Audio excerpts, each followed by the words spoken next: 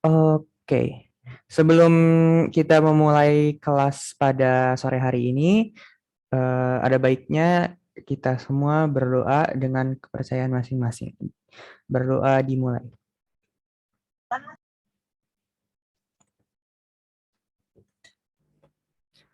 Oke, berdoa selesai. Oke,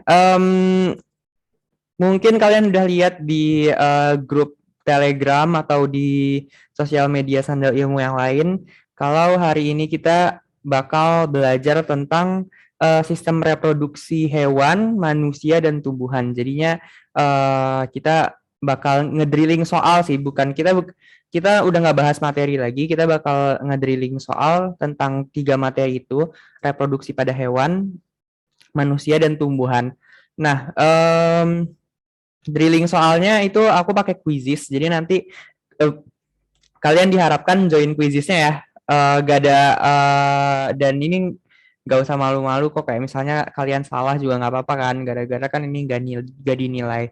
Terus kalau misalnya emang kalian ada kendala dan gak bisa ikut quizzes, kalian juga nanti kan aku share screen quizzesnya. Jadi kalau misalnya kalian ada kendala untuk join quizzesnya, gak usah juga nggak apa-apa gitu. Kalian bisa lihat dari share screen yang aku nanti bagiin. Sebentar, ini dia. Oke, silahkan yang kodenya di sini 891273. Kak, boleh bagi linknya nggak? Sebentar, aku stop share dulu ya. Aku kirim linknya. Kalau misalnya link mau ditaruh di mana? Chat Zoom atau di grup? Chat aja, Kak. Oke. Ini ya. Itu link quizisnya aku udah share di Zoom chat. Oh ya, aku belum perkenalan diri ya. Mungkin kalian udah ada yang kenal juga, udah ada yang kelas sebelumnya sama aku. Jadi nama aku Rafa, dari sekarang aku kelas 12 di SMA Unggulan Muhammad Tusli Tamrin. Aku ngajar IPA, khususnya biologi kalau di Sandal Ilmu ini. Gitu. Jadi nanti kalau misalnya kalian mau nanya-nanya tentang biologi, tentang IPA yang biologi, kalian silahkan nanya aja di grup Telegram.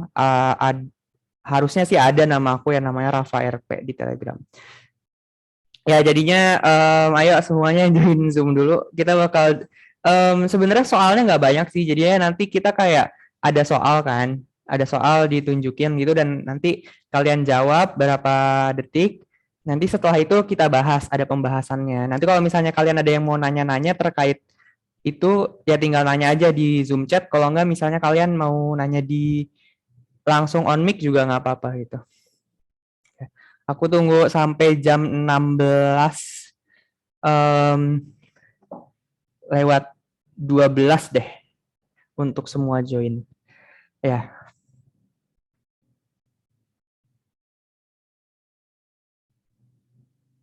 Ya, di sini semua udah belajar tentang sistem reproduksi atau ada yang belum? Udah, Kak. Sudah. Udah ya? Udah manusia, hewan sama tumbuhan semuanya udah ya? Udah. Hewan dan Oke. tumbuhan belum sih di sekolah. Baru manusia doang. Oh, baru manusia ya. Udah, nanti kalau misalnya ada yang udah, ada yang belum gara-gara ini drilling soalnya udah manusia, hewan dan tumbuhan, nanti ini kan juga sekalian bahas gitu kan, soalnya sekalian dibahas. Jadi kalau misalnya kalian ada yang misalnya itu, kita nggak usah buru-buru banget juga nggak apa-apa gitu. Dan kalau misalnya kita nggak kebahas semua soal juga nggak apa-apa. Oh ya, kalau misalnya kalau nggak salah sebelumnya Sandal Ilmu juga udah pernah ngebahas tentang reproduksi hewan dan tumbuhan sih. Kalau misalnya kalian pengen ngeliat gitu di YouTube-nya, harusnya sih ada di upload. Cuman kalau nggak ada, aku kurang tahu gimana. Cuman setahu aku sih udah pernah. Kalau sistem reproduksi manusia waktu itu aku juga yang bahas materinya. Tapi kalau hewan dan tumbuhan beda lagi ada. Tapi kalau nggak salah udah di-upload juga sih di YouTube. Jadi kalau misalnya kalian nanti udah belajar di sekolah, atau misalnya kalian belum belajar di sekolah tapi misalnya kalian interest duluan gitu, pengen belajar, silahkan aja buka YouTube channelnya ya. Tuh, oke. Udah 16.12 ya. Aku start aja. Mungkin kalau misalnya kalian ada yang belum sempet join nih, Ini masih ada yang join lagi nih. 16.13 deh. Nanti 16.13 aku start, dan kalau misalnya ada yang belum sempet join nggak apa-apa. Itu aja nanti. Kalian lihat dari share screen aja. Itu.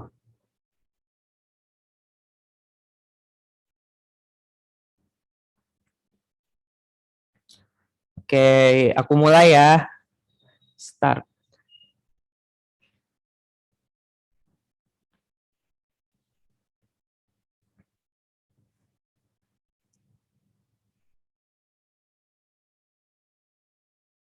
Oke, ini ada soalnya. Ayo, dijawab. Lapisan endometrium. Kalau kalau mau misalnya kalian belum join quizisnya, kalau terus misalnya kalian mau jawab di chat aja ya. Nanti kalau misalnya kalian on mic tadi kayak tadi nanti pada tahu deh. Ya nggak apa-apa sih, pada tahu juga jadi bisa jawab kan. Cuman biar seru aja nih, Kis. Aku pengen lihat kalian udah pada paham apa belum. Oke, kayaknya udah banyak nih yang jawab ya. Oke.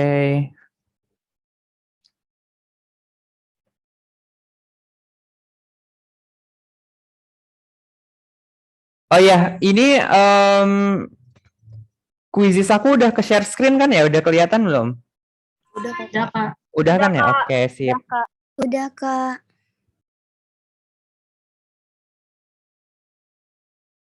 Oke, ini leaderboardnya tuh. Oke ya, jawabannya jadinya itu endometrium ya. Jawabannya itu endometrium. Di sini ada 62 orang, berarti mayoritas udah benar deh. Oke, jadi aku pengen bahas sedikit deh tentang siklus menstruasi ini kan. Next slide. Oke. Jadinya jawabannya ini endometrium. Mungkin ada yang mau jawab gak? Ini di kanan ini ada gambar apa? Ada yang tahu? Organ reproduksi perempuan. Iya, benar. Jadinya ini adalah organ reproduksi dari wanita. Di mana organ reproduksi dari wanita ini ada banyak ya komponen-komponennya. Di sini kan udah ada tulisannya nih. Ada infundibulum, ada tuba fallopi, ada uterus yang mungkin kalian ini pasti udah pernah dengar kan, ovarium, terus tuba fallopi atau saluran oviduk. Ini mungkin kalian udah pada dengar semua. Nah, di sini ada yang namanya endometrium. Nah, endometrium itu adalah dinding yang ada pada apa? Ada yang bisa jawab nggak? Uterus Yes, atau rahim. benar.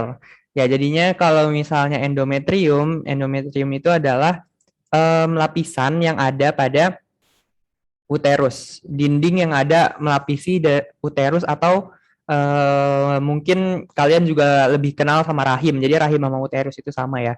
Nah, tujuannya endometrium ini menebal ini kan untuk mempersiapkan kalau terjadinya kehamilan, jadi gitu ya. Jadinya endometrium ini menebal gara-gara kan nanti kalau si uterus itu, si rahim itu kan kalau misalnya kita terjadi kehamilan akan nanti si zigotnya itu bakal teriimplantasi ke dinding rahim gitu. Dia bakal menempel ke dinding rahim dan nanti dia tumbuh jadi bayi. Nah, itu semua kan terjadinya di uterus ya, di rahim. Nah, untuk mempersiapkan itu ada salah satunya itu dengan menebalkan dinding rahimnya, dan dinding rahimnya itu bernama endometrium. Nah, menurut aku ini masih gampang sih. Jadi kalau misalnya ada yang mau nanya nggak sebelum kita lanjut lagi nih ke soal selanjutnya? Kalau ini masih gampang ya, jadinya aku Kak. ya boleh. Ada. Ada yang mau nanya tadi? Dinding endometrium itu menebal pada fase apa ya, Kak? Oke, jadinya dinding endometrium itu menebal setelah terjadinya ovulasi. Kalau misalnya kalian ingat fase siklus menstruasi, si dinding endometriumnya ini menebal setelah terjadinya ovulasi atau pelepasan sel telur dari folikel. Nah, itu baru terjadi penebalan dinding rahim begitu. Terima Nanti kasih, ada soalnya kok, kayaknya sih menstruasi kayaknya aku udah masukin deh. Jadi aku lanjut ya. Next slide.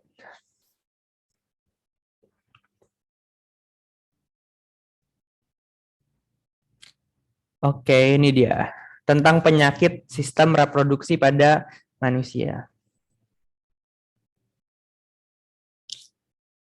Nah, ini mungkin agak lebih susah dari yang tadi ya, orang apa pada jawabnya lebih agak lama nih.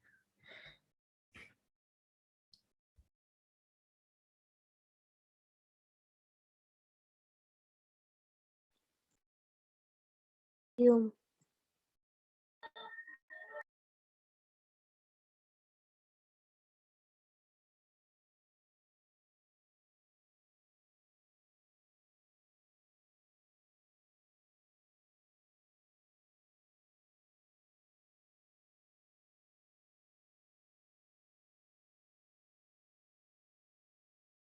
Oke, bentar lagi waktunya udah mau habis.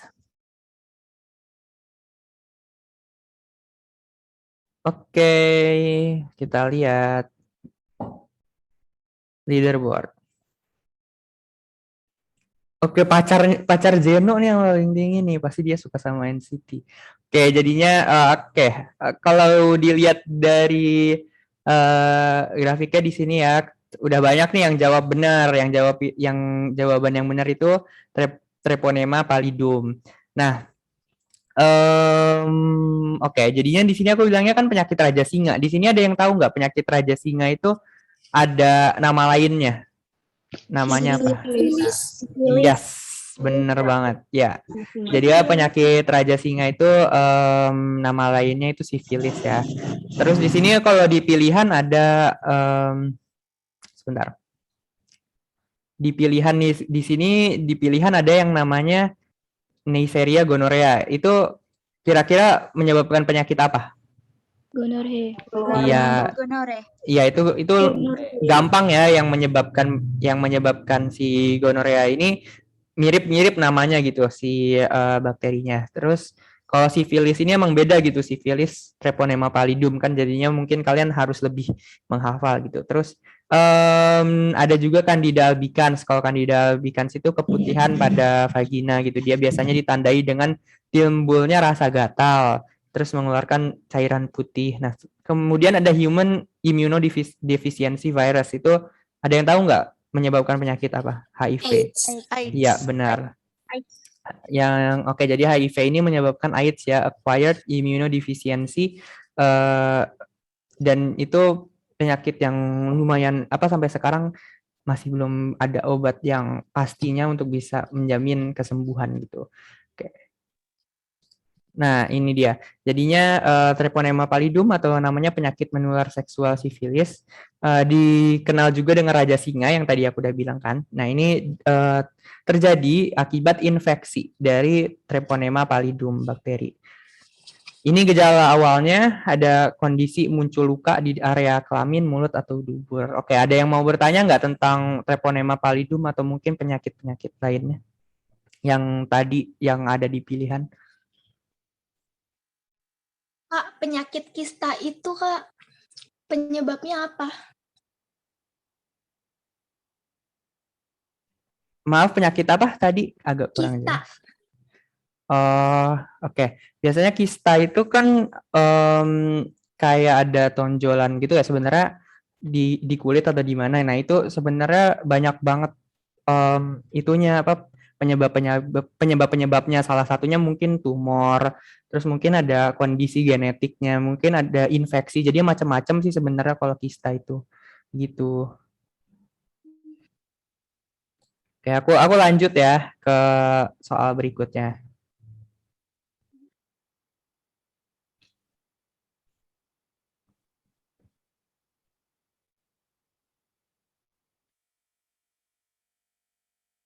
Oke, ini tentang siklus menstruasi nih berarti. Mungkin ini agak lebih susah. Karena pas aku SMP juga ngerasa kalau siklus menstruasi ini kan grafik kelihatan harus kita hafal bener-bener ya kalau misalnya gitu. Jadi ya lumayan susah lah. Tapi bisa kok harusnya.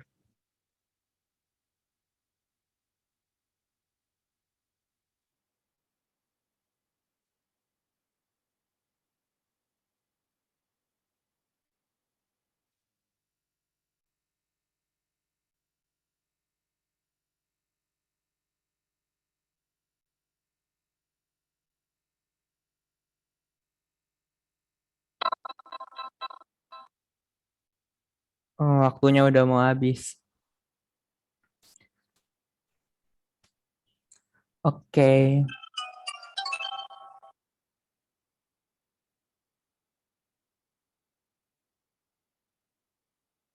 Oke, si pacar Jenu masih paling atas nih. Oke, wow. Ternyata sangat dikit ya yang menjawab benar. Coba kita bahas deh kalau begitu. Di sini ada pilihannya kadar RH meningkat setelah ovulasi. Ovulasi terjadi pada hari ke-14. Pembentukan korpus luteum diiringin peningkatan progesteron. Progesteron menstimulasi luruhnya dinding rahim. Oke, jadinya tadi yang benar itu oke, pembentukan korpus luteum. Oke, ini dari kita lihat pertanyaannya lagi ya tadi ya. Sebentar. Kalau next slide. Apa nih? Oke, di sini aja deh. Nah, ini gambaran lebih gedenya. Oh, jangan-jangan ya tadi aja. Oke, tadi yang benar itu kan jawabannya pembentukan korpus luteum diiringi peningkatan progesteron. Nah, ini jadi itu ya yang benar ya. Nah, mungkin kalian juga belum ingat secara jelas gitu ya, siklus menstruasi itu prosesnya dari awal sampai akhir tuh gimana gitu. Nah, di sini makanya aku menyediakan grafik yang mungkin kalian bisa baca, mungkin kalian bisa kurang bisa baca, cuman di sini aku udah sediain grafik. Jadinya sebenarnya grafik ini mempermudah kalian nih, gambar ini mempermudah kalian. Kalian bisa, kalau misalnya kalian bisa membaca grafik dengan benar, harusnya kalian bisa jawab sih. Cuman ya, emang baca grafik itu butuh latihan kan. Oke, jadi aku bakal bahas. Ini adalah salah satu soal yang involve menstrual cycle ya, atau siklus menstruasi.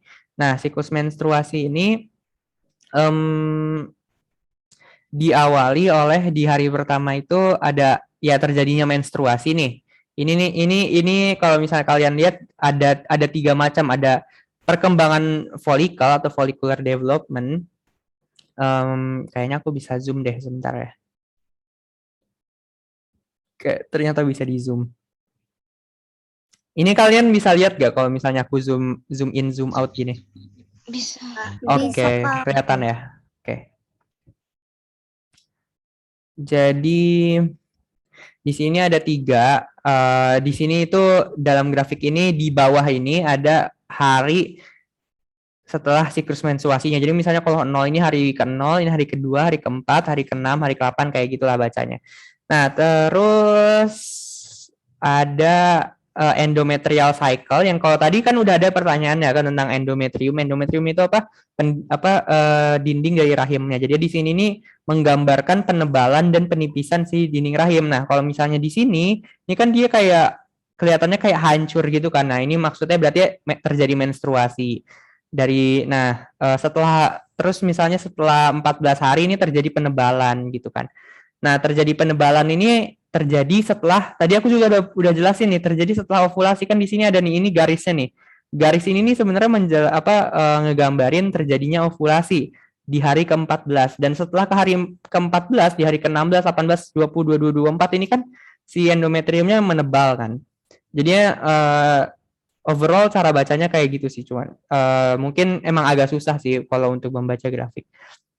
Cuman aku bakal ajarin di sini. Kalau misalnya kalian udah ingat jelas runutan siklus menstruasi juga nggak apa-apa. Cuman kalau aku sekarang kalau misalnya mau mengingat tentang siklus menstruasi ini aku ngebayangin grafik ini gitu. Jadi di sini nih di hari 0 sampai misalnya 14 sebelum terjadinya ovulasi. Sebelum terjadinya ovulasi ini kan tadi grafiknya di ovulasi ini kan.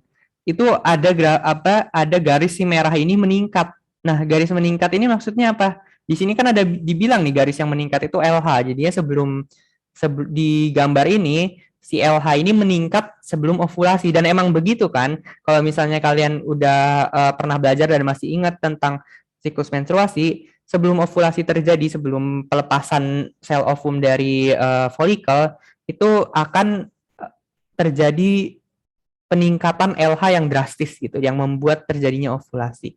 Nah, sekarang aku pengen kaitin gambar ini ke pilihan-pilihan yang aku udah sediain. Coba ya. Oke, kadar LH meningkat setelah ovulasi. Enggak dong, kalau misalnya kadar LH itu justru meningkat sebelum terjadinya ovulasi. Kan ini ovulasi nih, di tengah-tengah ini nih yang garis ini nih, garis ini ovulasi. Nah, sebelum ovulasi kan ini kalau ke sini berarti sebelum, kalau ini sesudah kan, gara-gara kalau makin ke kanan waktunya semakin ke depan gitu. Nah, kalau misalnya setelah ovulasi si LH tadi yang mana? Yang garis merah kan? Si garis merahnya itu justru dikit banget gitu, udah nggak ada LH-nya. Jadi ya sebenarnya LH ini meningkat sebelum dari ovulasi, bukan setelah dari ovulasi.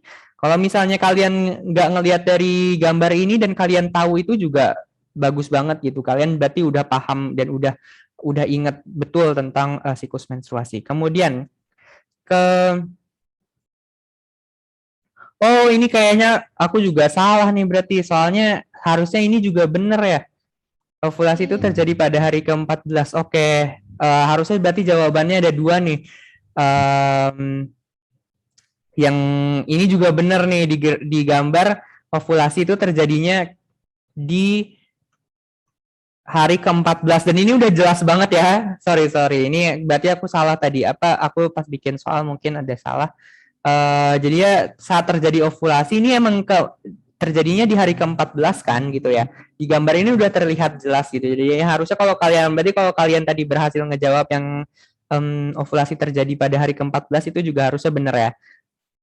Nah, kemudian di sini ada pembentukan korpus luteum diiringi peningkatan progesteron. Nah, ini juga benar sebenarnya. Bisa dilihat dari sini. Jadinya kalau misalnya perkembangan sel telur itu kan awalnya itu terjadinya perkembangan dari folikel dulu kan. Nah, folikel ini meningkat, berkembang. Kalau misalnya nanti folikelnya udah matang, terjadi ovulasi. Nah, ovulasi itu melepasnya si ini nih, si kecil, si ovumnya dari si folikel kan. Ada tuh si ovumnya yang kecil itu. Ini ovumnya itu keluar gitu dari folikel. Nah, setelah folikelnya itu melepas ovum atau terjadi ovulasi, itu si folikelnya bakal membentuk struktur yang bernama corpus luteum yang kayak gini-gini, ini namanya corpus luteum atau dan corpus luteum ini kalau misalnya kalian tahu dia itu emang memproduksi progesteron gitu. Dia itu setelah ovulasi itu kan dinding rahim menebal, dan dinding rahim menebal itu gara-gara apa? Kan salah satunya gara-gara hormon progesteron gitu kan. Jadinya si corpus luteumnya ini kayak mensupport gitu, kayak dia itu mendukung penebalan dinding rahim dengan cara mengeluarkan hormon progesteron gitu dari si corpus luteum itu. Jadi pembentukan si corpus luteum ini juga diiringi oleh peningkatan progesteron. Di gambar ini juga udah jelas nih, progesteronnya naik nih setelah terjadinya ovulasi, setelah terjadinya pembentukan corpus luteum gitu. Jadi ya yang itu juga benar ya. Oke. Terakhir progesteron menstimulasi luruhnya dinding rahim. Ini salah ya, gara-gara harusnya apa coba yang benar kalau misalnya progesteron? Ada yang tahu nggak? Progesteron itu justru dia fungsinya ngapain? Menambahkan endometrium. Iya, dinding rahim itu endometrium kan. Jadinya harusnya itu bukan luruhnya, justru dia itu menebal gitu. Dia itu harusnya menstimulasi penebalan gitu. Jadinya kayak tadi yang harusnya sorry ya teman-teman, jadinya harusnya yang ini juga benar nih, yang ini juga benar, yang ini juga benar. Jadinya yang jawab dua ini harusnya kalian udah benar gitu. Oke, aku lanjut ke soal selanjutnya. Atau ada yang mau nanya sebelumnya?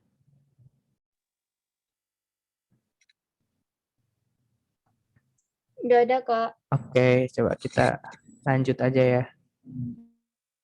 Oke, ini tadi agak diperbesarnya, tapi justru malah agak ngeblur jadinya ya udah. Oke, ini dia.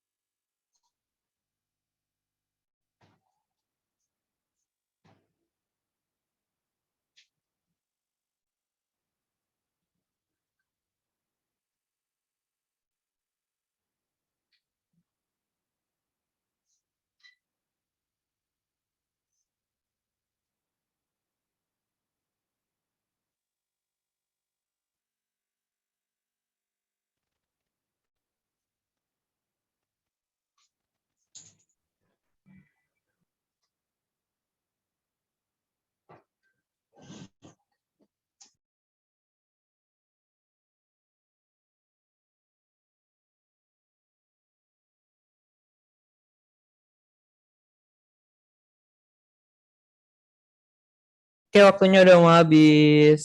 Sebentar lagi. Udah habis. Oke. Kita lihat leaderboardnya nih. Kemana ya? Oh, ini. Oke, ini dia. Kita langsung bahas aja ya. Ternyata udah banyak yang benar, tapi banyak juga sih yang salah, lebih banyak yang salah. Jadi aku bakal ngebahas ya. Di sini ada yang tahu reproduksi vegetatif apa? Dan Aseksual. bedanya, ya, kayak jadinya reproduksi vegetatif ini salah satunya maksudnya itu reproduksi aseksual. Jadi dia itu maksudnya apa sih reproduksi vegetatif itu beda? Kalau vegetatif satunya lagi temennya apa yang beda? Generatif. Iya, benar. Jadinya Generatif. ya, jadinya ada dua tipe reproduksi ya. Reproduksi aku tulis aja deh. Ada yang vegetatif, ada yang generatif. Nah, di sini yang ditanyakan reproduksi vegetatif ya. Nah, reproduksi vegetatif itu yang aseksual gitu. Dia itu bisa mereproduksi walaupun dia sendiri gitu, dia bisa mereproduksi. Dia nggak usah ada betina, nggak usah ada jantan, itu dia bisa terjadi reproduksi vegetatif. Nanti aku bakal ada gambarnya habis ini. Jadi aku bakal bahas dulu tapi pilihannya. Reproduksi vegetatif dilakukan oleh manusia enggak ya? Manusia ini kan ada jantan ada betina gitu. Jadinya tipe reproduksi manusia ini harusnya adalah generatif yang benar kalau mau benar. Karena dia dibutuhkan kan ada sperma, ada ovum, itu kan gamet atau kelamin dari jantan dan kelamin dari betina gitu. Dan itu artinya berarti masuknya reproduksi generatif gitu. Oke, selanjutnya ada ini. Sorry bentar. Terjadi fertilisasi antara gamet jantan dan betina yang persis banget kayak yang tadi aku udah bilang ya.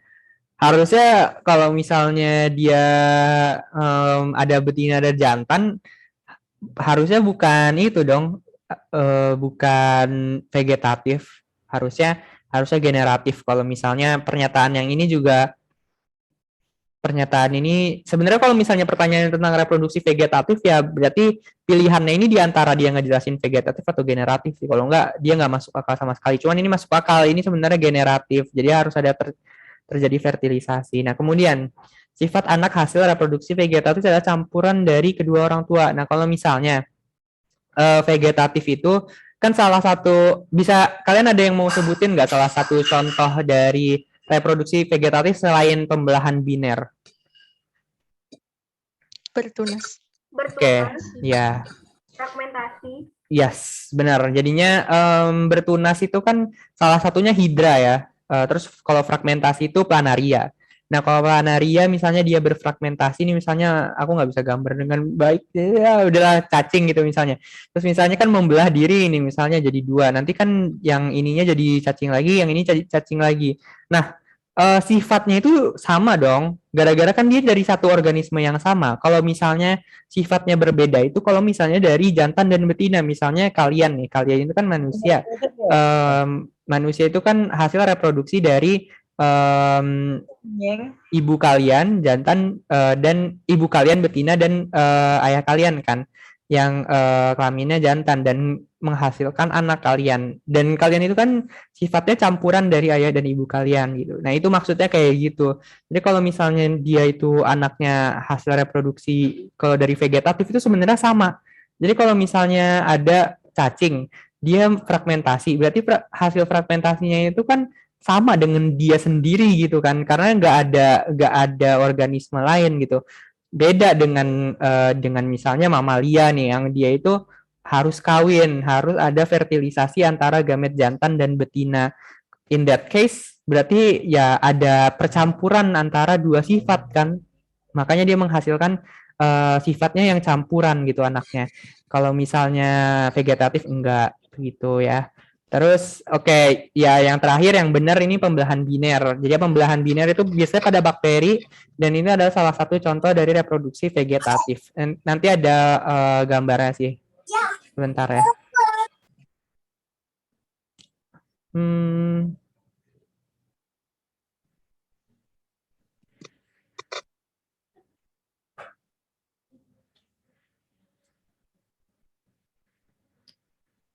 Ya, ini jadi gambaran dari binary fission atau bahasa Indonesianya adalah pembelahan biner.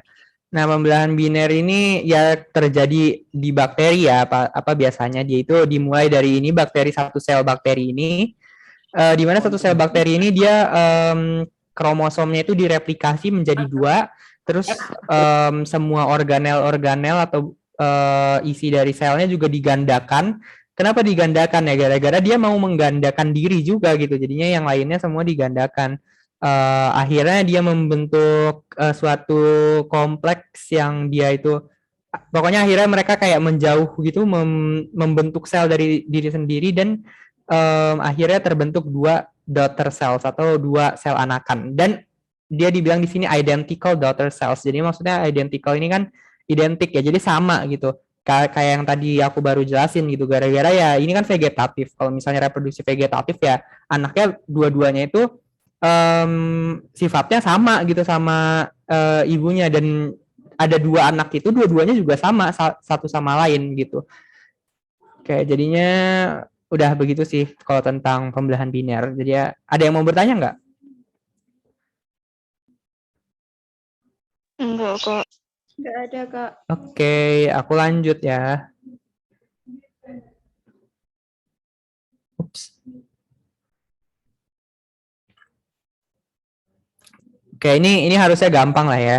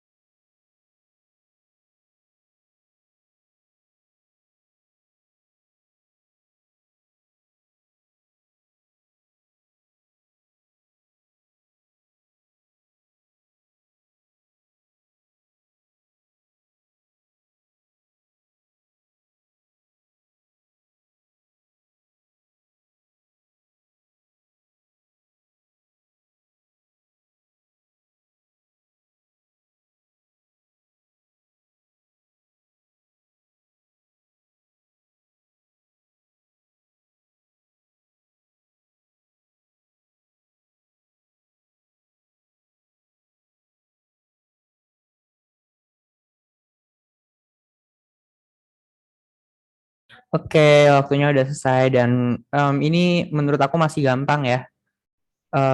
Tentang em, hewan yang bertelurnya ya, ada di sini di pilihannya ada hermafrodit, ovipar, fragmentasi, dan vivipar. Ya, jadi hewan yang bertelur itu namanya ovipar, yang melahirkan itu vivipar. Kalau fragmentasi itu yang nanti kayaknya ada soalnya sih tentang fragmentasi, nanti kalian bakal lihat. Kemudian fragmentasi itu salah satu reproduksi vegetatif ya, yang dia itu membelah diri. Terus kemudian ada hermafrodit. Hermafrodit ini adalah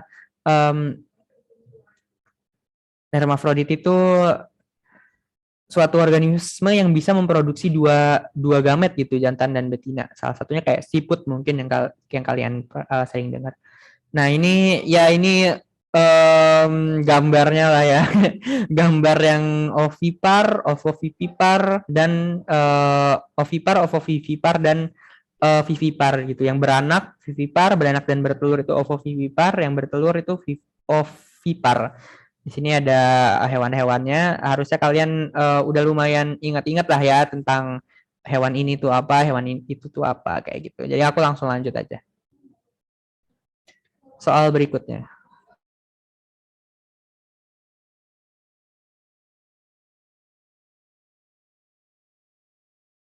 Oke, ini tentang tumbuhan nih sekarang, penyerbukan.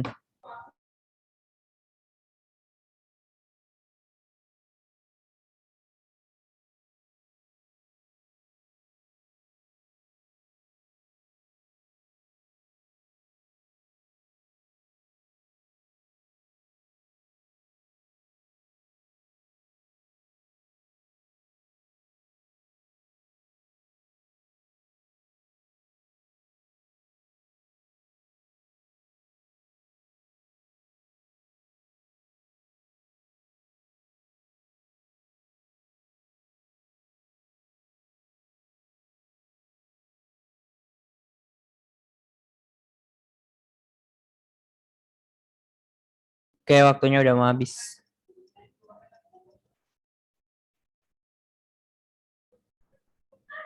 Langsung lanjut. Oke, leaderboardnya. Oke, banyak yang jawab benar juga nih ternyata. Ya, jawabannya itu antropogami ya. Jadinya di next slide-nya aku udah ada penjelasannya sih tentang penyerbukan-penyerbukan. Jadi di sini ada tadi antropogami, jawabannya yang benar ya, antropogami itu adalah penyerbukan dari tumbuhan, di mana penyerbukannya itu difasilitasi atau dibantu dari perlakuan dari manusia gitu. Misalnya ya disengaja gitu. Misalnya kita ambil serbuk sarinya, kita mempolinasi dengan cara manusia lah gitu. Kita ambil dan kita yang sebenarnya kita alami itu sebenarnya kayak kita tapi dibantu sama manusia gitu. Itu antropogami lah intinya kalau antropogami itu penyerbukan di mana manusia itu udah involved gitu, udah berperan. Kemudian ada anemogami, penyerbukan dengan bantuan angin, di mana ya nanti gamet jantannya, serbuk sarinya kan bakal bisa terhembus angin, terbang dan menempel di putik dari betina gitu. Itu terjadinya kayak gitu anemogami. Terus ada penyerbukan dengan bantuan burung. Burung kan juga ada tuh, salah satunya burung kalibri yang dia itu feed on makannya bunga-bungaan gitu. Jadi dan kalian mungkin juga udah tahu kan kalau misalnya hewan-hewan itu bisa kayak menjadi karir gitu. Dia kayak bisa mengantarkan si gamet jantan itu ke gamet betina dari bunga-bunga ini. Terus penyerbukan dengan bantuan air ini mungkin kayak hujan atau apa. Ya intinya kalau misalnya air itu hidrogami. Aku lanjut ya. Masih banyak nih soal-soal kita. Nah, ini mungkin kok oke. Mungkin kalau kalian tadi ngelihat udah kelihatan jawabannya nih. Cuman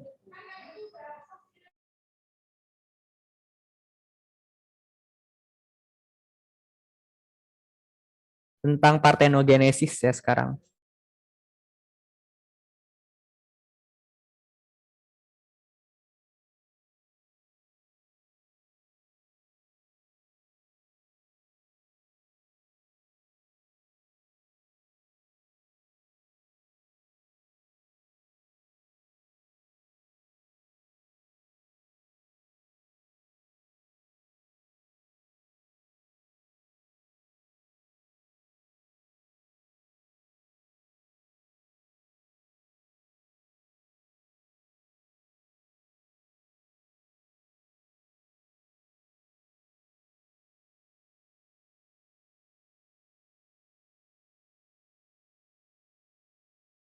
Oke. Waktunya habis.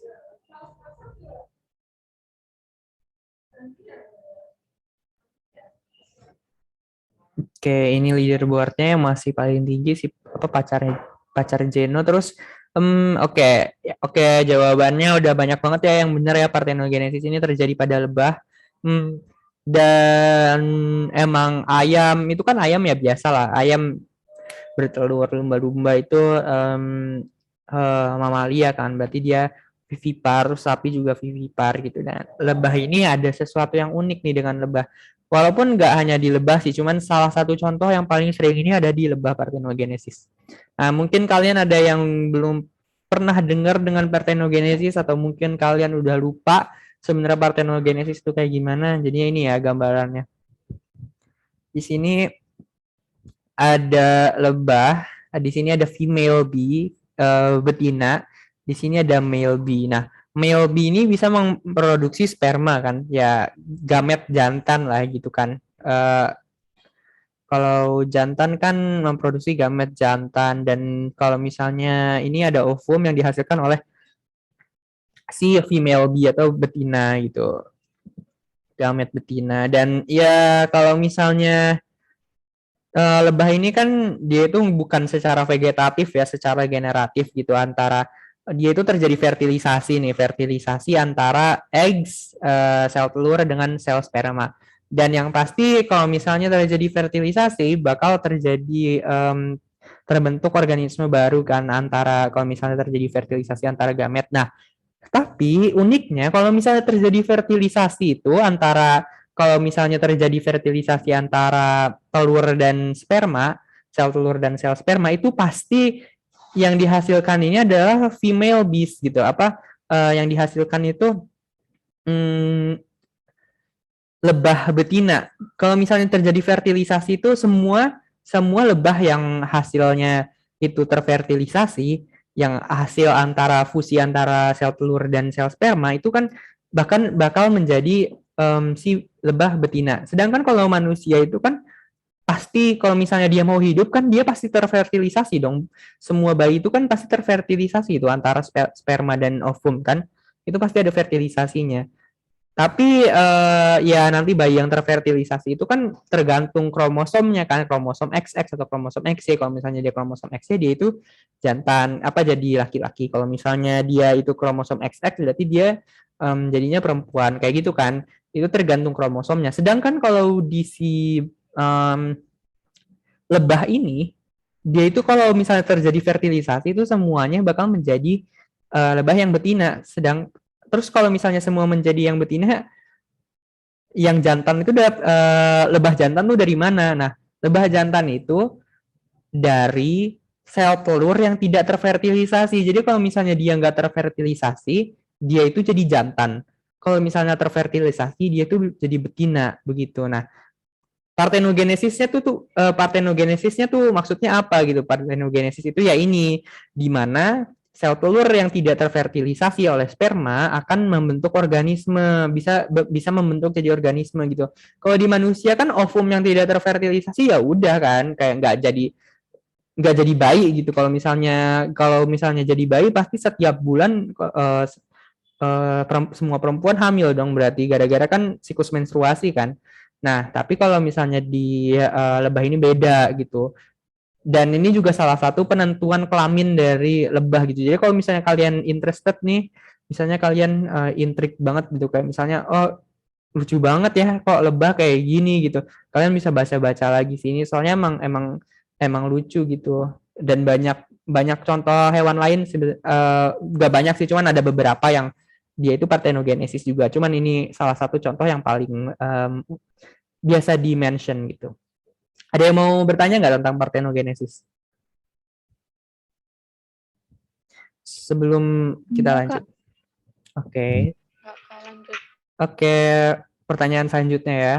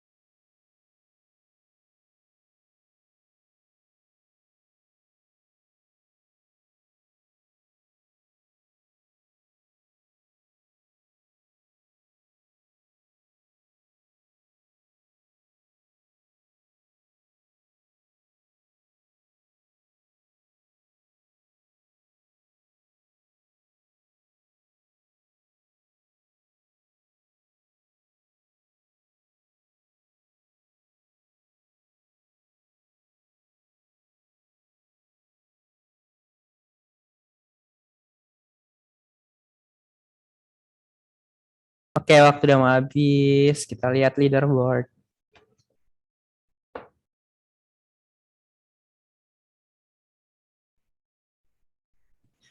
Oke. Kita lihat yang jawab. Ini udah banyak yang benar juga ya. Ini tentang perkembangan vegetatif yang ada dalam tumbuhan. Coba kita lihat ininya deh. Jadi di sini ada perkembangan vegetatif. Kuncinya di sini adalah vegetatif alami. Jadi sebenarnya semua yang ada di opsi ini semuanya itu vegetatif kan ya. Ada tunas, umbi batang, umbi lapis. Tadi kan bener yang ini nih. Oke, jadinya ya ini sebenarnya hafalan sih. Kalau misalnya di sini okulasi, stek dan cangkok ini semua yang ada di pilihan yang ini nih. Ini semua ada vegetatif. Tapi vegetatifnya vegetatif apa? Buatan. Yap, benar. Jadinya setek, okulasi, dan cangkok ini tiga-tiganya adalah contoh perkembangbiakan vegetatif yang buatan yang dilakukan oleh manusia gitu. Sedangkan kalau misalnya geragih ini sebenarnya ya alami, tunas ini alami, cuman kan di sini ada okulasi jadi ya salah. Terus di sini ada umbi batang, ada umbi akar, tapi ada setek nih salah. Yang ini semua bener nih, ada tunas, umbi batang, dan umbi lapis. Dan ini kalau nggak salah udah sering dibahas sih seharusnya.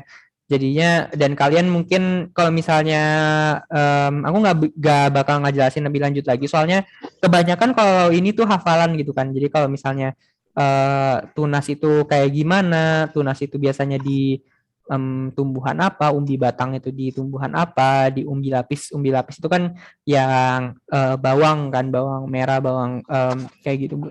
Terus kalau misalnya stek itu caranya gimana? Kalau stek kan kayak cuman dipotong batangnya terus ditanam kan udah kayak gitu doang. Nah mungkin cangkok kalau dulu aku pas kayaknya ujian praktek di pas SD bahkan kan kita udah belajar juga kan sebenarnya di SD tentang ini kan. Nah di waktu itu cangkok itu yang mungkin kalian belum pernah dengar juga itu kan kayak ngasih tanah kayak ngebuat di batang tumbuhan yang udah ada gitu kan, tumbuhan yang udah ada kita kayak balurin dengan tanah nanti bisa tumbuh lagi deh tumbuhan dari situ gitu kan. Nah itu apa itu cangkok, terus okulasi apa kayak gitu-gitu mungkin kalian juga udah pernah bahas. Jadi di sini juga di next slide aku ada penjelasan, ada beberapa hafalan sih catatannya kayak yang vegetatif alami itu ada apa aja di sini. Ada umbi-umbian, ada umbi lapis, umbi batang, umbi akar, terus ada geragih atau stolon, terus ada akar tinggal, jahe itu rizoma, terus ada spora, ada tunas. Tunas itu biasanya tunasnya kalau misalnya dia bilang tunas biasa itu biasanya tunas yang dari batang gitu kan. Yang biasanya itu kayak di pohon pisang ya kalau nggak salah itu tunas. Nah, tapi ada juga yang tunas adventif. Tunas adventif itu ya tunas yang terjadi tunas tapi bukan dari si batang itu, kayak misalnya dari daun yang paling unik. Kalau misalnya tunas adventif yang dia itu tunasnya muncul dari daun itu salah satunya kan itu ya namanya cocor bebek, tanaman cocor bebek. Nah kayak gitulah. Jadi kalian intinya kalau misalnya yang ini tinggal hafalin aja sih soalnya nggak banyak yang perlu di kalian ngertiin juga. Kalian cuma perlu hafalin kayak umbi lapis apa aja, umbi batang apa aja kayak gitu-gitu. Oke, jadinya aku lanjut.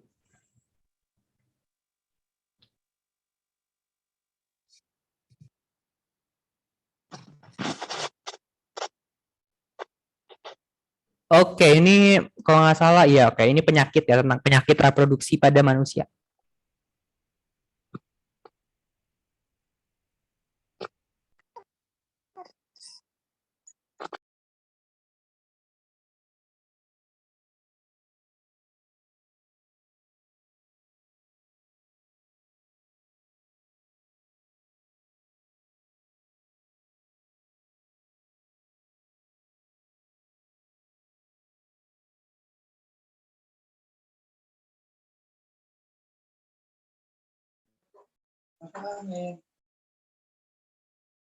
Paksa makan itu. Dikasih ikan nggak mau. Nggak mau ya. Ada ikan. Nggak mau. Mual ikan. Jadi kenapa? Dia di situ. Oke, waktunya udah mau habis. Oke, jawabannya kita lihat. Oke, jadinya ini apa ya? Oke. Ya jawabannya di sini juga udah banyak yang jawab benar ya, jawabannya itu kanker serviks. Jadinya kalau misalnya dia itu udah bilang sel-sel abnormal, nah mulut rahim itu kan sebenarnya nama lain dari serviks kan, jadinya ya ini kanker serviks udah jelas gitu. Dia itu terjadi di sel-sel abnormal itu biasanya ya emang itu biasanya reverse tuh atau kayak dia itu maksudnya sel-sel abnormal tuh sel kanker gitu. Nah, terus ya jadinya jawabannya ini kanker serviks. Kalau misalnya orkitis, sebentar aku agak lupa orkitis. Oh, orkitis itu adalah peradangan pada testis. Dia itu disebabkan oleh virus parotitis. Jadinya yang nggak ada hubungannya sama rahim. Kalau orkitis ini biasanya ke testis, malah ke jantan. Terus ada AIDS, ini kan acquired immunodeficiency kan. Dan ya itu beda lagi kan, itu penurunan sistem kekebalan tubuh gitu. Jadinya bukan tentang sel abnormal juga gitu, beda. Terus kalau herpes mungkin ini lebih ke ada timbul bercak-bercak kemerahan gitu kalau herpes biasanya ciri-cirinya kayak gitu ya. Jadinya kalau untuk ini untuk pertanyaan ini emang paling tepat itu adalah timbulnya sel-sel abnormal itu kanker dan sel epitel itu maksudnya sel permukaan ya dari mulut rahim itu, mulut rahim ya serviks gitu. Jadinya jawaban yang benar adalah kanker serviks. Kayaknya ada penjelasannya. Ini ya, kanker itu terjadi, mungkin kalian kalau misalnya tahu udah pernah dengar kanker tapi nggak tahu kanker itu sebenarnya apa. Ya kanker ini adalah sel-sel yang udah mengalami perubahan. Perubahan ini maksudnya apa? Ada mutasi gitu. Jadinya di semua sel dalam tubuh kita tuh ada yang namanya DNA, dan kalau misalnya terjadi mutasi itu bisa menyebabkan gangguan fungsi dari sel itu gitu. Dan salah satunya itu yang salah satunya berbahaya banget itu mutasinya, kalau misalnya mutasi menyebabkan kanker. Karena kanker ini adalah salah satu penyakit yang dia itu membuat sel-selnya membelah terus-terusan gitu. Jadi selnya abnormal, yang harusnya dia udah nggak membelah, dia itu membelah terus. Kalau misalnya dia membelah terus kan yang seharusnya dia nggak tumbuh, nutrisi-nutrisi yang seharusnya bukan buat si sel kanker itu kayak diambil justru sama sel kanker di dalam tubuh kita. Terus ya gara-gara pembesaran dari sel kanker itu bisa juga kena ke organ-organ lain gitu kan. Makanya kanker itu salah satu penyakit yang berbahaya banget gitu. Oke, ada yang mau bertanya nggak? Enggak, Kak. Enggak. Oke. Oke, nggak ada yang mau nanya, berarti aku lanjut lagi ya. Oke. Silahkan menjawab. Nah, ini harusnya gampang sih, ini juga masih gampang.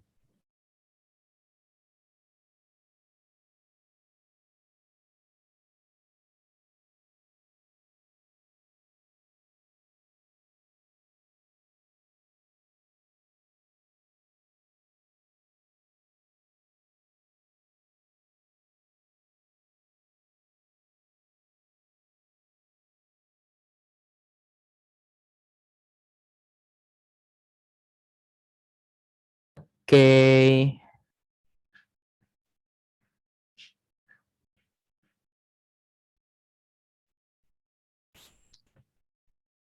Oke ya, jadinya udah banyak ya yang jawab benar ya. Vivipar itu kalau misalnya kalian belum pernah dengar vivipar itu, tadi aku udah bahas sih, tapi ya vivipar ini adalah hewan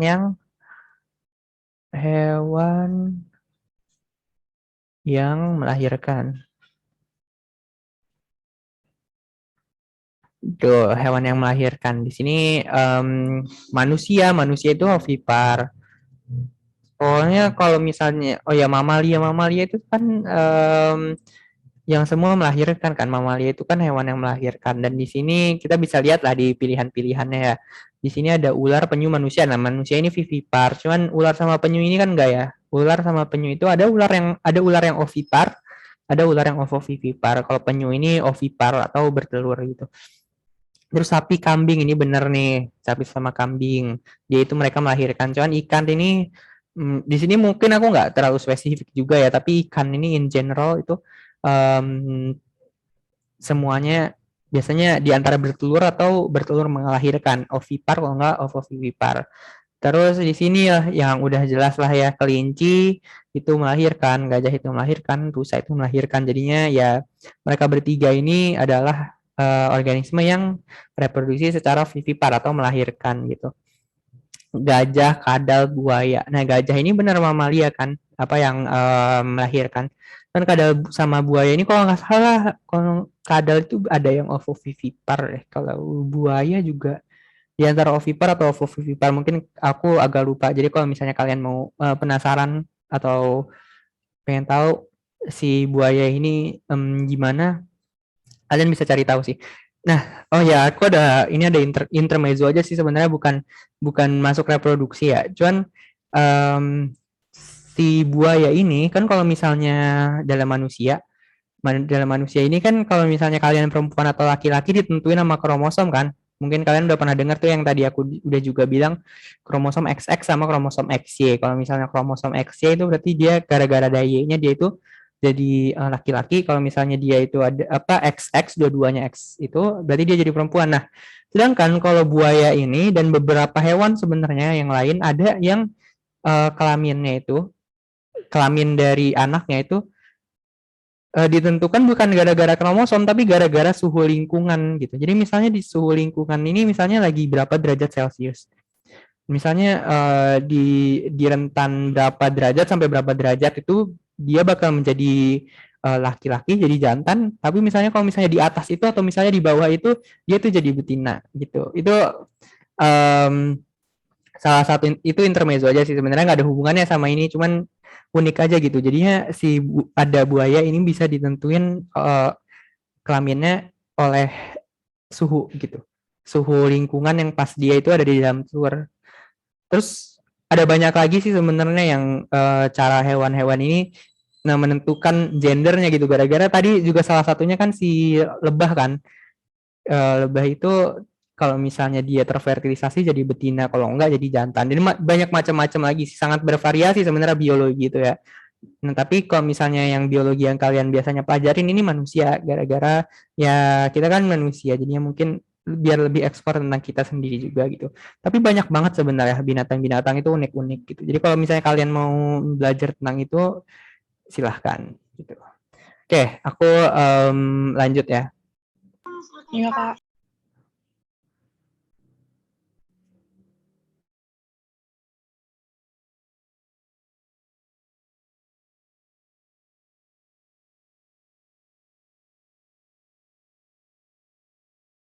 Oke, ini gambar nih sekarang.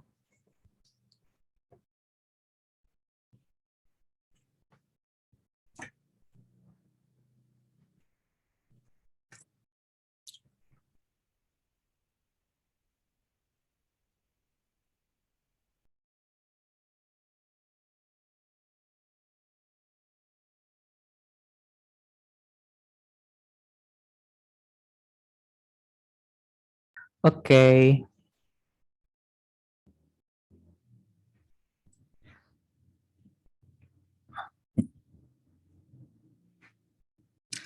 Oke ya, jadinya ada yang tahu nggak ini sebenarnya gambar apa sih?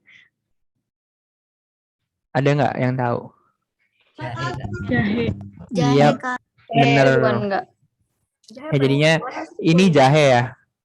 Jahe, ini tuh gambar jahe, dan jahe itu bereproduksi dengan cara rizoma, atau ada nama lainnya sebenarnya rizoma. Ada yang inget nggak? Akar tinggal. Ya, akar tinggal ya. Dengan tunas, Kalau jahe ini rizoma ya, jadinya kalau jahe itu akar tinggal atau namanya rizoma gitu. Nah, kalau misalnya umbi akar, ada yang tahu nggak umbi akar apa? Salah satunya. Singkong.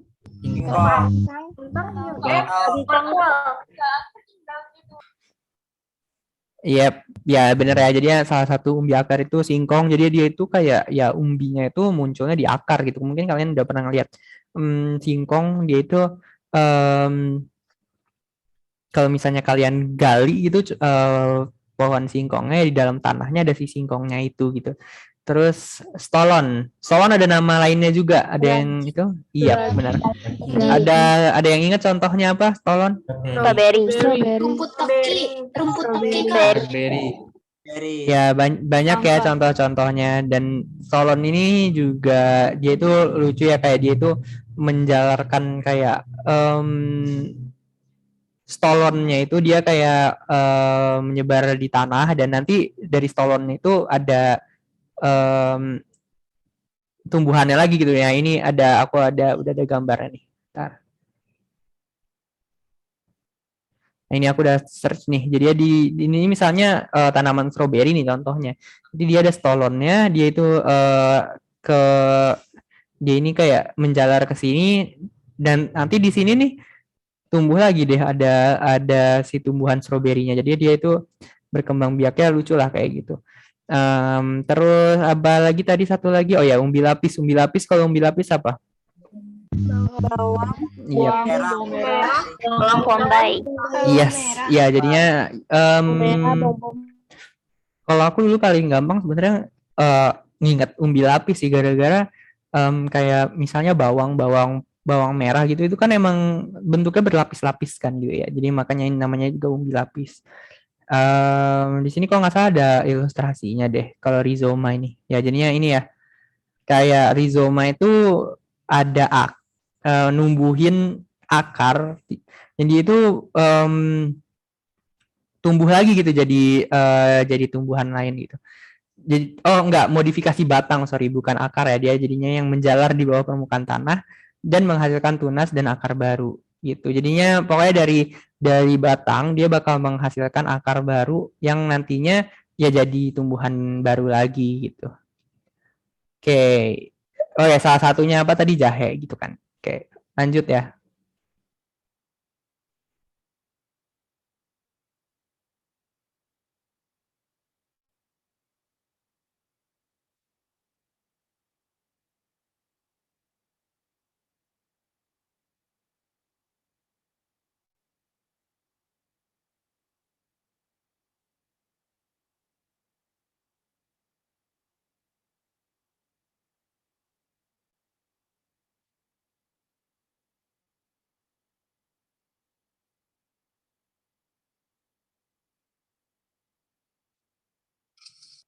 Oke, udah selesai waktunya.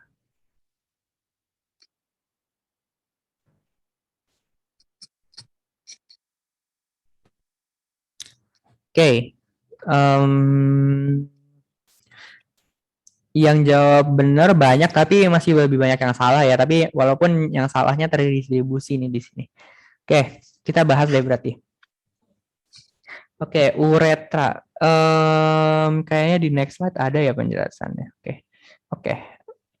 Jadi di sini ada gambar sistem organ reproduksi dari laki-laki ya.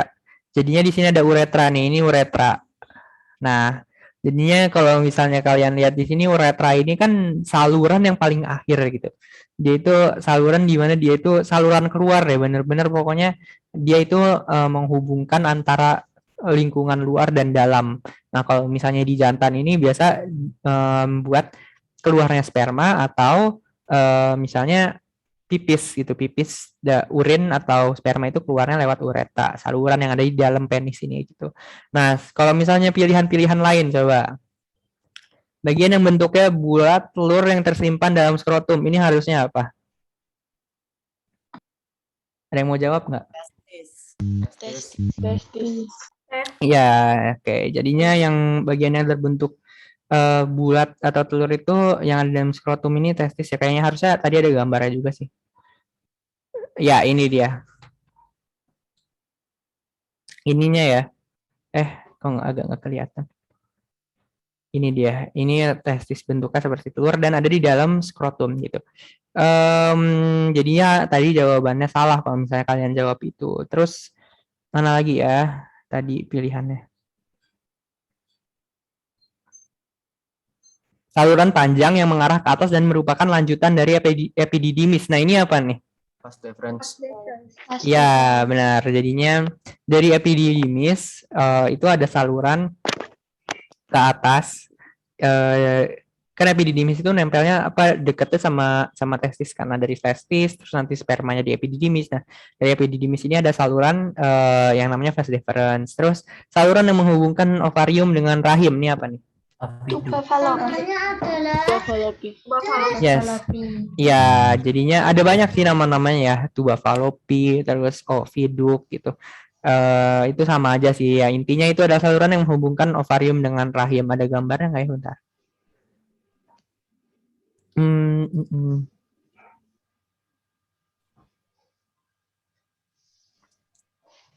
Ya ini ya.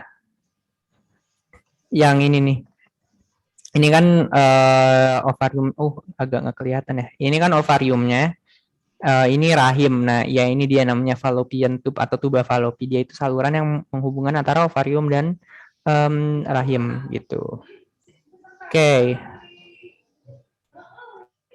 Oke, ada pertanyaan nggak? Ya, jadinya di sini yang paling tepat ini ya, pada penis merupakan akhir dari saluran reproduksi, berfungsi sebagai saluran keluar sperma dan urin itu ya deskripsinya. Jadi dia emang saluran yang ada di ujung gitu, ada yang di akhir. Em, dan fungsinya itu mengeluarkan sperma dan urin atau air pipis. Gitu. Ada yang mau bertanya nggak tentang ini? Nggak ada, Kak. Gak ada Kak. Oke.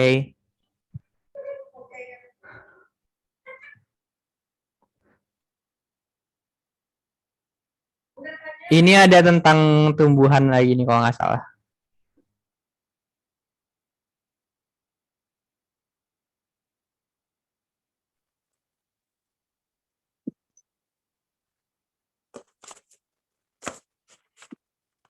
Gambarnya Kak.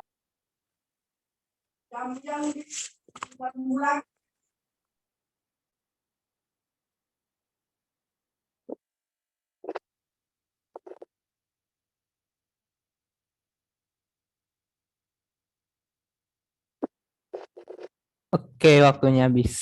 Kita lihat.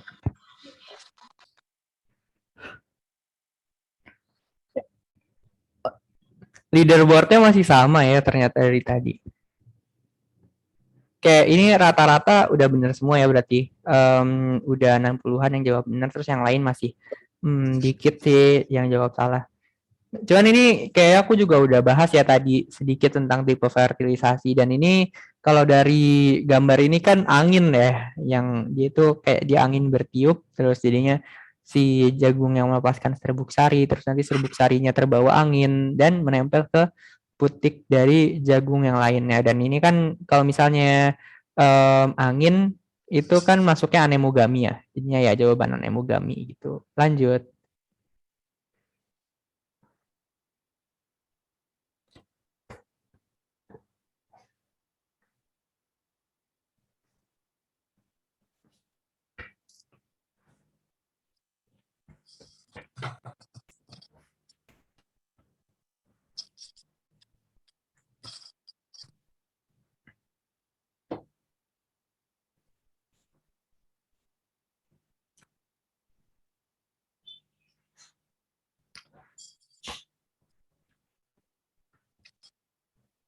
Oke.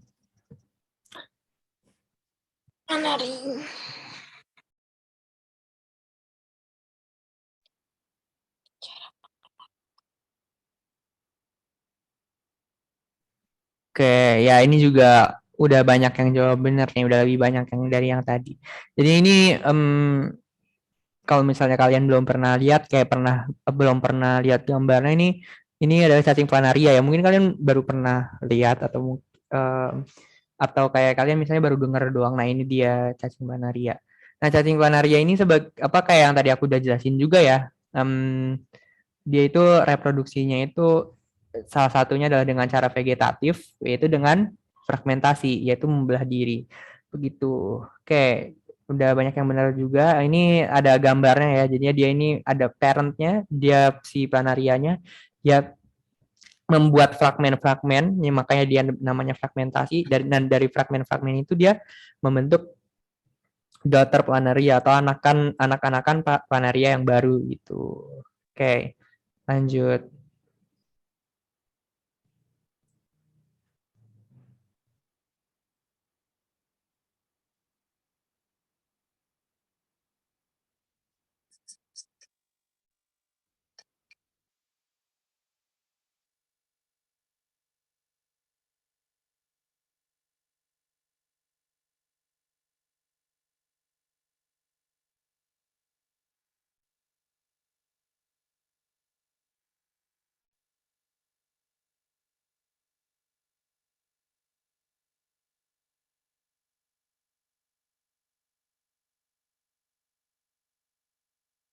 Oke, aku baru sadar nih ternyata ini soalnya juga agak kurang nih gara-gara jadinya sebenarnya ini kalian banyak yang jawab juga ya. Ya jadinya sebenarnya ular ini ada yang sebenarnya ovovivipar, ada yang ovipar gitu. Jadinya sebenarnya kalau misalnya kalian jawab ular ini juga udah bener ya. Ini aku malah bikin dua pilihan lagi nih, ada hiu. Gara-gara emang hiu juga ovovivipar, ular itu juga ovovivipar.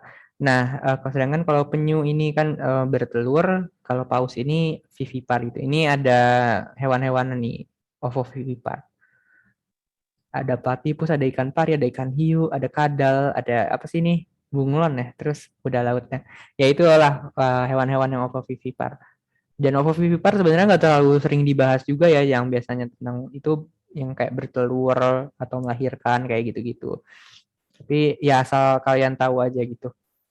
Dan ya jadinya tadi yang kayak aku udah bilang ya, ini harusnya ini telur ular itu ada yang bertelur, ada yang ovipar, ada yang ovovivipar juga. Jadinya kalau misalnya kalian jawab ini juga udah benar gitu. Jadinya emang kurang tepat nih bikin soalnya.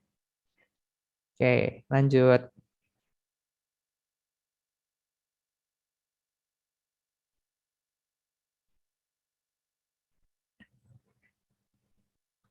Oke.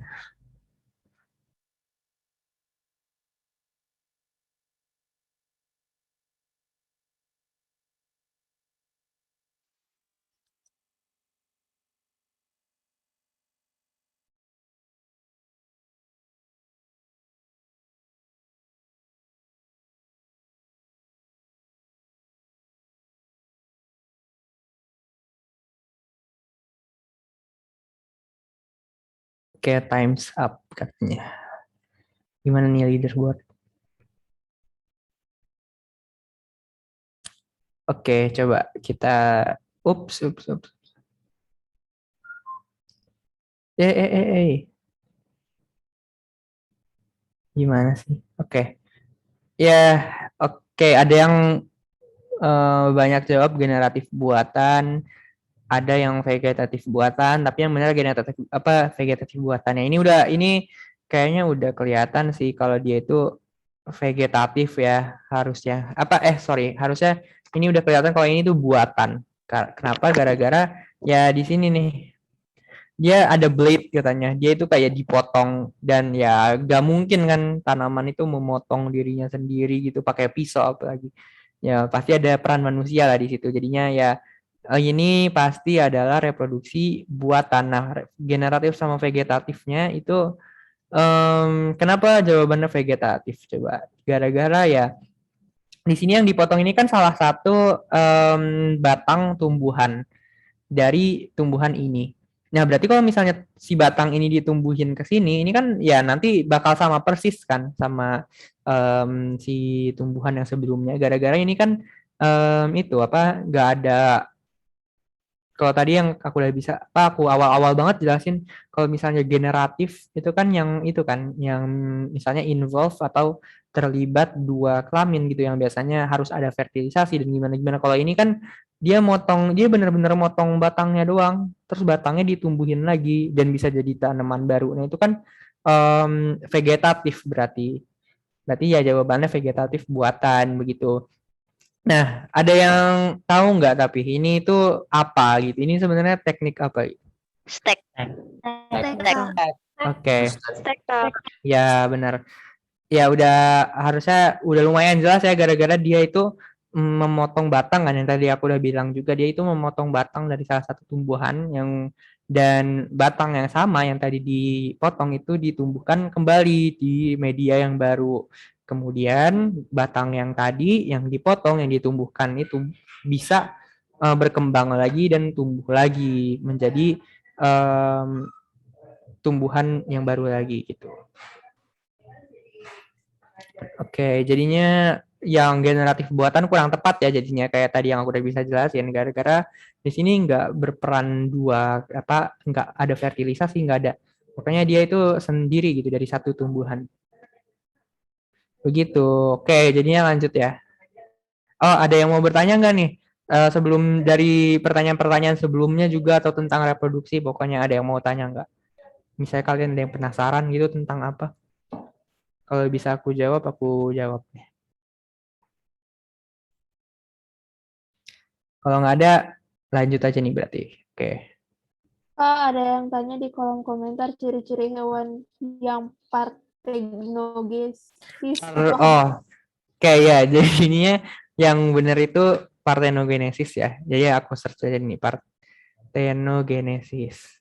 Nah, partenogenesis ini sebenarnya ada macam-macam kan tumbuhannya. Aku juga kurang tahu sih ciri-ciri jelasnya. Cuman kalau nggak salah ya, kalau misalnya sebentar, partenogenesis.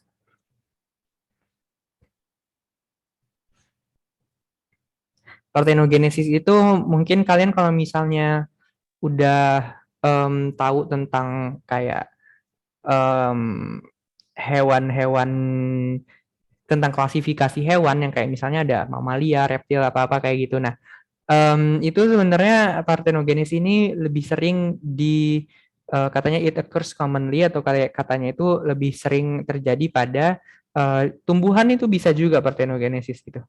Tumbuhan dan invertebrata. Jadi invertebrata itu adalah hewan-hewan yang nggak ada tulang belakang. Jadi ya kalau misalnya hewan-hewan yang ada tulang belakang itu dia cenderung lebih canggih gitu, lebih advance kayak manusia gitu misalnya. Terus kayak misalnya apalagi ya, pokoknya sebenarnya hewan-hewan yang emang udah bertulang belakang itu cenderung itu dia lebih pinter lah. Kayak misalnya monyet itu kan dia itu bertulang belakang, gajah itu bertulang belakang. Dibandingkan dengan hewan yang nggak bertulang belakang, kayak misalnya apa ya, serangga gitu. Itu kan jadinya cara berpikir dia tuh beda gitu dan cara bereproduksi terus itu semuanya beda-beda gitu. Hewan-hewan yang misalnya udah ada tulang belakangnya itu cenderung lebih kompleks gitu. Organisasi tubuhnya tuh lebih kompleks. Mungkin ini kalian bakal belajar nanti di SMA ya kalau misalnya kalian IPA. Lebih lanjut kalian bakal belajar tentang kayak klasifikasi dari hewan ini. Nah, tapi kalau untuk menjawab pertanyaan tadi, parthenogenesis ini kalau berdasarkan dia ya terjadi di hewan-hewan invertebrata atau lebih sering terjadi. Nggak semua invertebrata sih, cuman dia bisa terjadi di invertebrata atau hewan yang tidak memiliki tulang belakang. Nah, contohnya ini apa? Dia itu ya serangga-serangga sih di sini berarti. Kayak di sini ada tawon, ada ants, ada semut ya, ada terus tadi yang aku bahas ada lebah. Nah, tapi bisa terjadi juga katanya di vertebrata. Cuman sangat jarang sih gara-gara kebanyakan kalau vertebrata itu udah lebih kompleks lah. Jadi parthenogenesis ini sebenarnya salah satu tipe reproduksi yang sebenarnya kurang canggih gitu. Kalau misalnya bisa dibilangnya kayak gitu sih. Karena kalau kayak manusia itu kan kayak fertilisasi dan lain-lain gitu. Gitu. Terjawab nggak pertanyaannya? Iya, Kak. Jawab. Oke. Jawab, Kak. Ada yang mau nanya lagi nggak sebelum lanjut nih? Kita lanjut aja deh dulu. Lanjut aja, Kak. Oke. Lanjut. Ya ini stack kayak yang tadi ya.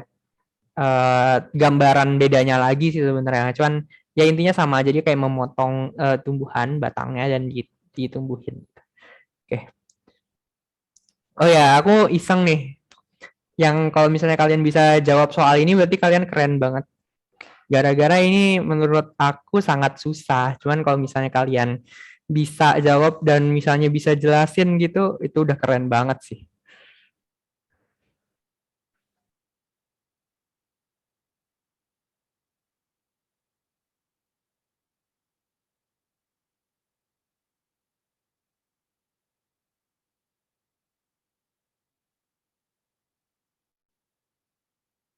Ya, ini sama ada grafiknya kan. Tadi mungkin kalau misalnya kalian masih ingat penjelasan dari grafik aku, mungkin kalian jadinya um, bisa gitu ngelihat ngebayangin atau menganalisis lah gitu dari apa yang kalian lihat.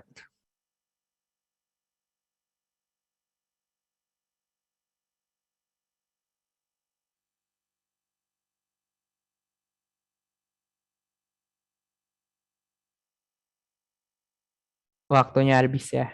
Ada yang jawab benar kan nih? Pasti ada sih menurut aku. Cuman pasti kalau misalnya banyak keren. Oke, ya tersebar dengan rata lah, berarti aku anggap ini ngasal kalian.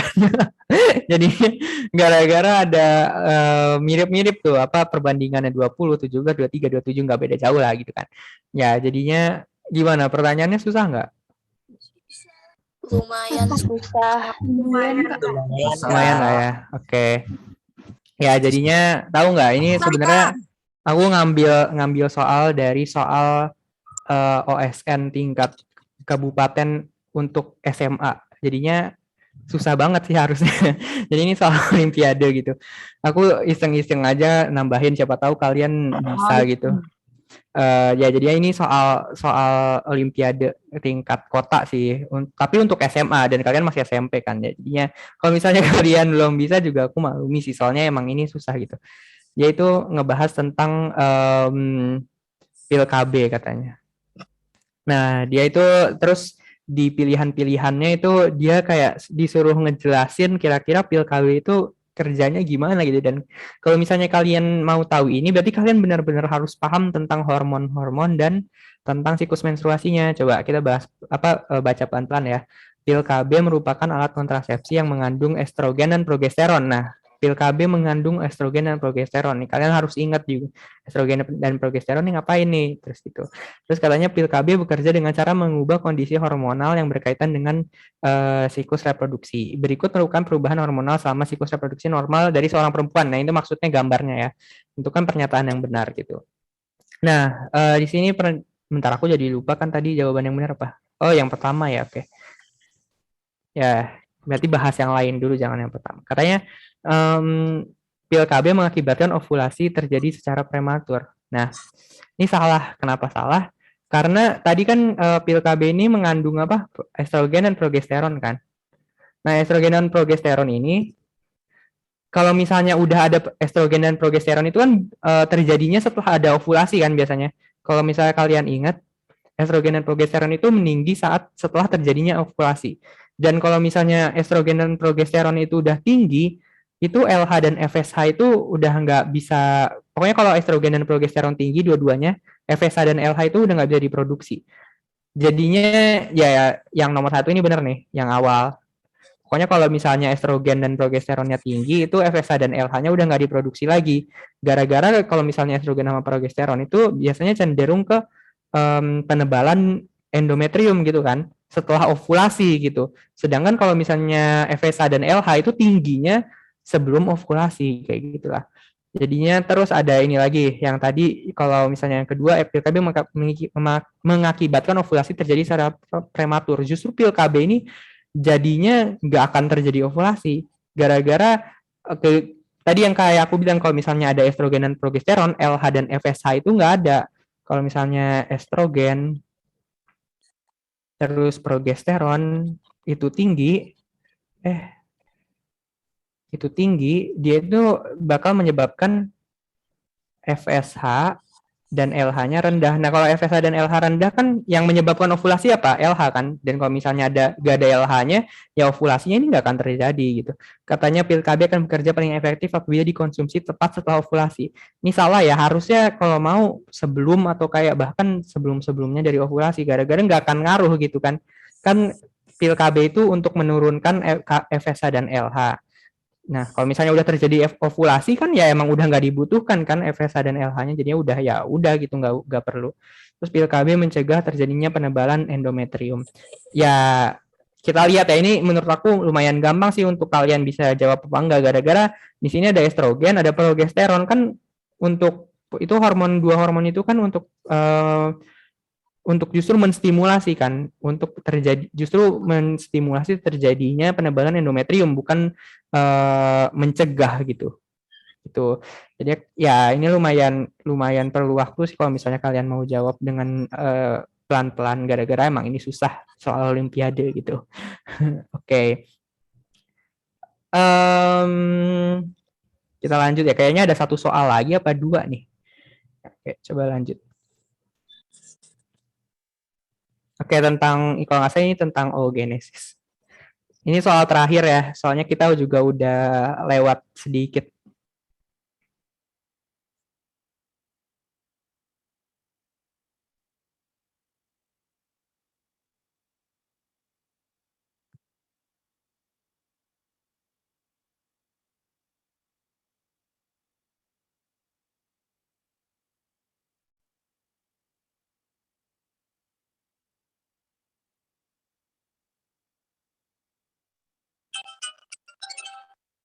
Oke, itu soal terakhir.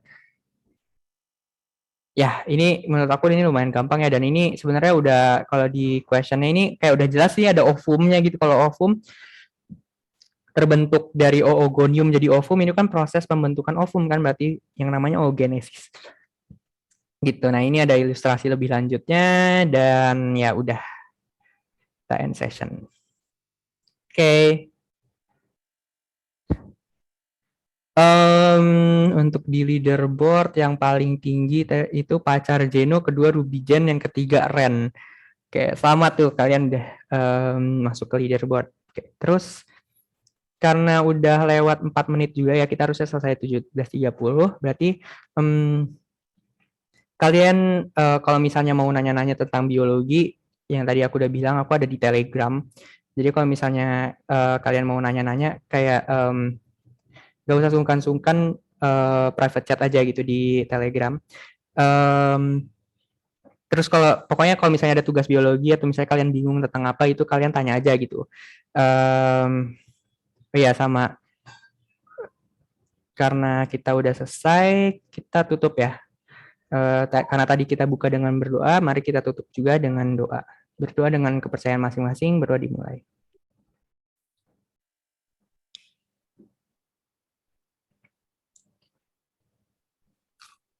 Oke, berdoa selesai. Makasih ya semua.